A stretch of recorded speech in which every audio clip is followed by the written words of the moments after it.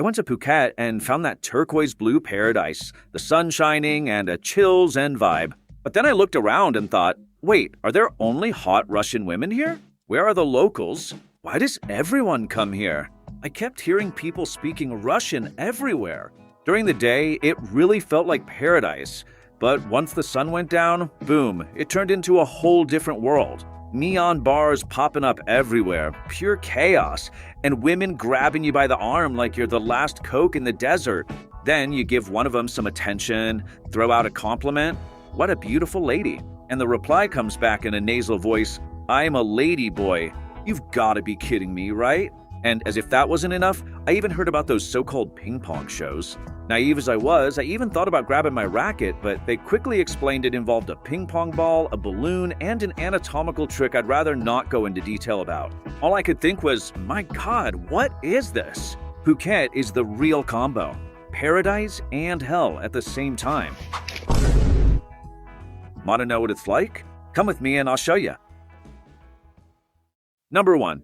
The island that doesn't belong to the Thai people. I arrived in Phuket thinking I was heading to the real, authentic Thailand. Local culture, exotic weather, that good kind of culture shock. 2 days later, I realized something kinda uncomfortable. This isn't exactly Thailand. It's a tropical theme park for foreigners. And soon enough, I understood that inner peace here comes in 12 monthly installments on your credit card. Phuket is an island in southern Thailand, washed by the Andaman Sea, a classic postcard spot. The island is amazing, but sometimes it feels like an international convention of permanent tourists. Seriously, there are neighborhoods where you hear more Russian than Thai. I'd try to listen in on the conversations around me and think, wait, am I in Asia or in a winter condo in Eastern Europe? And I'm not exaggerating, you know? In just half a year, more than 4 million tourists come here. The local population is around 400,000. Do the math with me. This isn't tourism, this is an organized invasion with selfies and sunscreen. You don't just visit Phuket, you step into a machine that's already running 24 hours a day. And the funniest thing is, nobody comes just to spend a week. The story's always the same. I'm just gonna stay for 7 days. Then you run into the person 3 months later selling a course on the nomad lifestyle, saying they're never going back home. Phuket has this strange power to make you believe your old life was the problem, and that the solution is a cold coconut and a movie-worthy sunset, because it works. You wake up, look at that unbelievable ocean, hop on your scooter, have lunch for cheap compared to Europe, and post a story with a deep caption like, live in the moment, and that's it.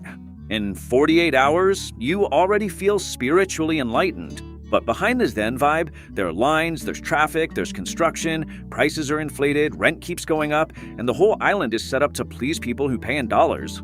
And then I started to notice something kinda uncomfortable. Phuket isn't exactly the real, authentic Thailand. It's an edited, export version of Thailand.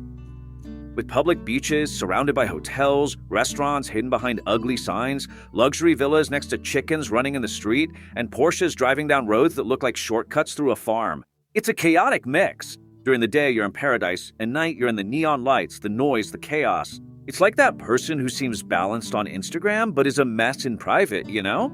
The island has a split personality, and maybe that's exactly what keeps people here. It's not perfection, it's the feeling of escape. Here, you can live in a comfortable bubble without having to face too much of real life. You could go months without learning a single word of Thai and still get by just fine. Everything has been adapted, so you don't have to leave your tropical comfort zone. But the more I walked around, the more I felt like this paradise had hidden gears turning behind the scenes. Too much tourism changes everything. It changes prices, it changes behavior, it even changes the very identity of the place. You start to wonder, who's really in charge here? The local resident or the tourist with an international credit card? And that's when the island starts to get interesting, because Phuket isn't just white sand and turquoise water. It's an overcrowded bubble sold as freedom. It's a paradise that works, but it works because someone is footing the bill. And I haven't even started talking about transportation, creative fines, and the mandatory scooters so you don't end up a lost pedestrian in a place that barely has any sidewalks. But hold on, we'll get there. Number 2, scooter or punishment. After I realized that Phuket is a tourist bubble with palm trees, the second shock hit, trying to live here like a normal human being. You know, that simple thing called walking? Forget it. Phuket wasn't made for pedestrians. Sidewalks here are a luxury item.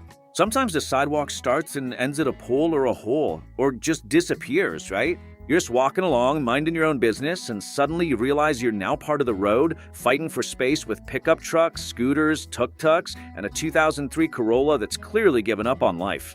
I spent a couple of days trying to keep up the dignity of a conscious traveler who walks around the city. By the third day, I was already looking for a scooter like someone searching for water in the desert, because here it's simple. Either you have a motorcycle or you depend on taxis. And taxis on a tourist island work like this. If demand goes up, the price goes up too, and you just smile and accept it while they stick the price right up your butt. And then comes the good part. You rent a scooter, all excited, feeling like a local. Now this is what I call tropical freedom. But freedom here comes with some fine print, alright? First detail, they drive on the left side of the road. You think it's easy until you hit your first roundabout and your brain freezes like Windows 98 with the blue screen of death. Everything's backwards. You look one way, a scooter comes from the other, you look the other way, and suddenly there's a van. It's like a reflex test sponsored by pure adrenaline. No wonder you see so many tourists all bandaged up. Everyone comes here wanting to ride a scooter thinking traffic is chill, but they end up getting into accidents. Second detail, international driver's license. Technically, you need one. And it's not just that cute little tourist card. To legally drive a scooter, you need to have a motorcycle license from your home country. That category that 90% of people never get because they think, oh, I'll never need it. Here, you do. And it's funny because almost everyone rides without one, and the cops know it. That's when you discover one of the island's invisible gears, the famous police checkpoints. You're there, happy, wind in your face, thinking, what a wonderful life, and out of nowhere, a line of cops makes you pull over. They ask for your documents. You pretend you didn't understand. They understand perfectly well. The official fine can be steep, but miraculously, there's always a more practical solution. A little chat, a reduced amount, everything's settled right then and there. You know how it is, right? Asian efficiency with tropical creativity. And you leave thinking, well, at least I didn't get arrested. Just look at the level of expectation. Oh, and there are more curious rules. You can't ride a scooter through tunnels, you can't go without a helmet, and you can't go shirtless. Almost every road has a 50-km/h speed limit, which of course nobody actually follows. It's the kind of place where the law exists, but it's open to interpretation. And even so, despite the risks, the fines, the heat, and the somewhat chaotic traffic, the scooter becomes your best friend. Because without it, you can't get to the hidden beaches, the breathtaking viewpoints, the places that make you forget you almost got run over half an hour ago. And then you start to understand the irony. Phuket sells freedom, but to have that freedom, you have to adapt to the chaos. You have to accept that you're gonna sweat, that you'll take the wrong lane, that you'll get startled, and that you might end up paying an educational fee along the way. And the most curious thing is, after a few days, you get used to it. You start dodging potholes automatically. You already know how to read the flow at roundabouts. You slow down when you spot a cop in the distance. And you know which roads aren't lit at night. You become part of the system. And it's at that moment that paradise starts to shape you. It's no longer just you living in Phuket. It's Phuket teaching you how to survive there. 3. The Night of Sin. By day, Phuket is warm filters, cold coconut water, and motivational quotes. By night, it's neon lights, booming bass, and questionable decisions. I decided to go to the most famous part of the island, the one everyone's heard of, even if they pretend they haven't, Bangla Road. And let me tell you something, that's not a street. That's a social experiment sponsored by alcohol. You walk in and immediately get hit with a sensory overload. Music from 5 different bars battling each other, flashing lights, women pulling you by the arm, vendors offering flowers, shots, bracelets, tickets, and shows with women whose voices are deeper than mine. And you're not even sure if you want to see it, and there's a smell in the air that's a mix of sweet perfume and freshly legalized grass, if you know what I mean. Because yeah, here's a great irony. Weed is legal, but vapes are banned. What the hell, right? Don't try to make sense of it, just go with it. Phuket runs on its own logic, like that friend who always has an explanation that makes no sense, but he says it with so much confidence, you just let it slide. And then comes the most interesting part, the approaches. You never go unnoticed. Never! There's always someone smiling too much, offering too much, insisting too much. It's a good evening, followed by, where are you from? followed by a "come with me," all within a span of 4 seconds. And here's a cultural detail you need to understand with some maturity. In Thailand, the adult industry is officially banned, but in practice, out on the street, it works like it's just part of the scenery. The authorities know, everyone knows, and you dream of coming here, don't you naughty thing? But there's kind of an unspoken agreement. If you don't cause trouble, no one causes trouble for you. But you're a tourist, and tourists are unpredictable variables. I went to ask about the price. Journalistic curiosity, of course. You start chatting, and before you know it, someone's already holding your hand with a firm offer and a price stated with conviction. Then you laugh, try to make a graceful exit, pretend you left the stove on back at the hotel. But it's not that simple, because here, everything is very straightforward. There's no subtle seduction game. It's a straight-up offer, my friend. Upfront payment and clear rules. Made up your mind? Pay up. Changed your mind afterward? That could turn into an argument. And arguing in a group right out on the street is never a good idea, There are cases of tourists who decide to argue and quickly find out that on a tourist island, the priority is almost always to keep the peace, not necessarily to protect the emotional visitor. Man, watch out for those arm-grabbing girls, okay? One minute you're just having a good time, and the next you're being dragged into the party without even knowing where you're going.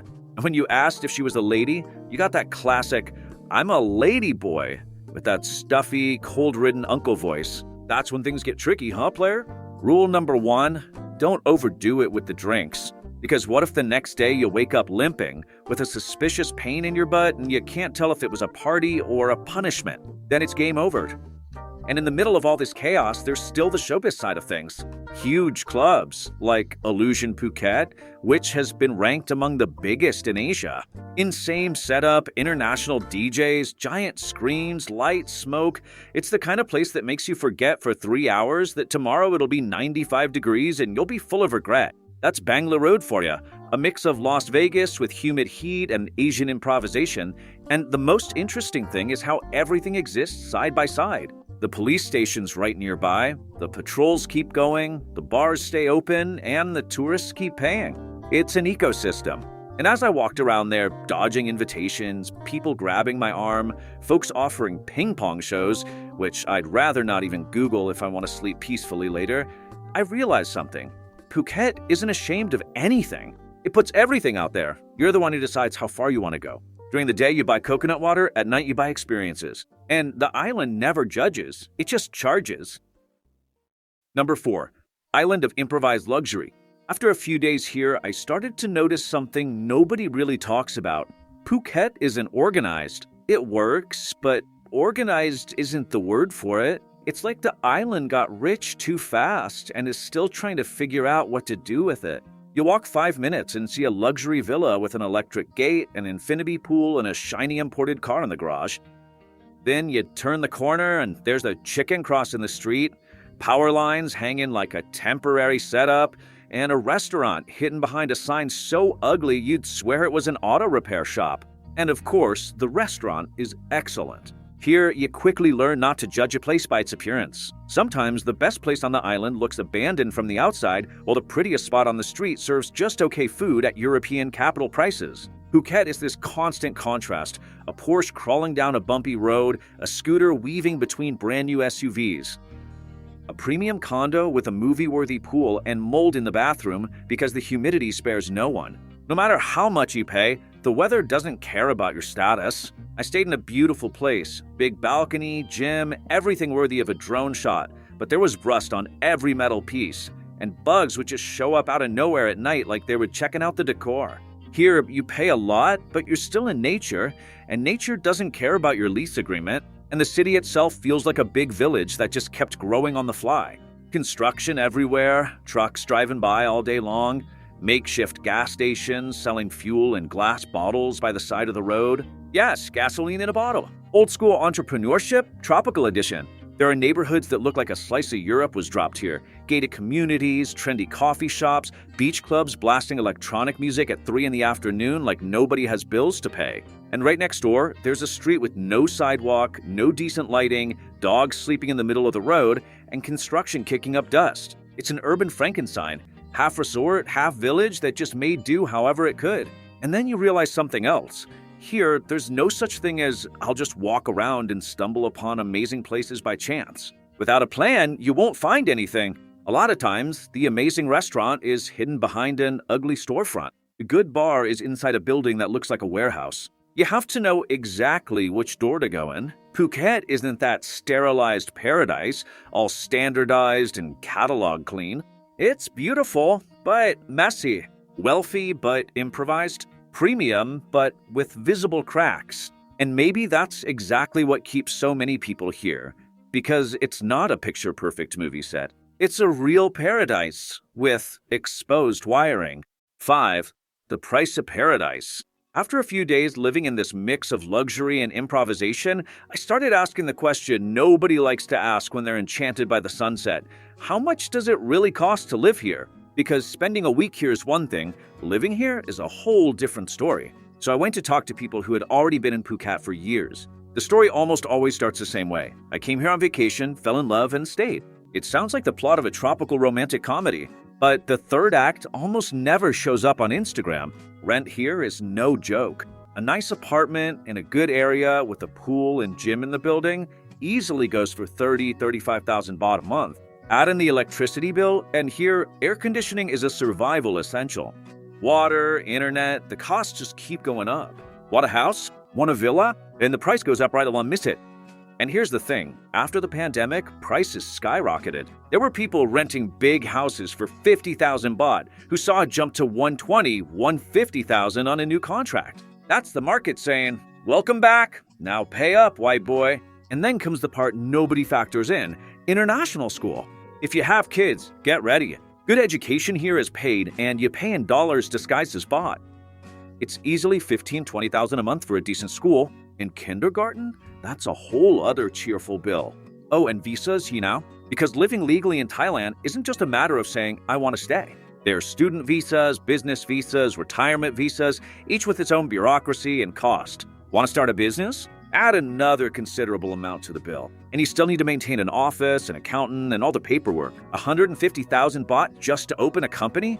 A lot of people who live here work remotely. IT, marketing, crypto, e-commerce, agencies, it's a whole ecosystem of people who earn abroad and spend here. Because living off just the local market as a foreigner gets a lot more complicated. And I noticed something else interesting. Paradise demands focus. Because living in a place everyone associates with vacation has a weird side effect. You wake up, see the ocean, feel the heat, and your brain says, relax. But the bills don't relax, not at all. The rent doesn't relax. School doesn't relax. The visa doesn't relax. If you don't have discipline, you end up a permanent tourist in your own life. I've heard stories about burnout, financial crises, people who came here with a comfortable savings and saw it evaporate in 2 years because the real cost is higher than the imagined cost. And once you've gotten used to those unbelievable sunsets, going back feels like defeat. And that's when the question I started asking myself comes in.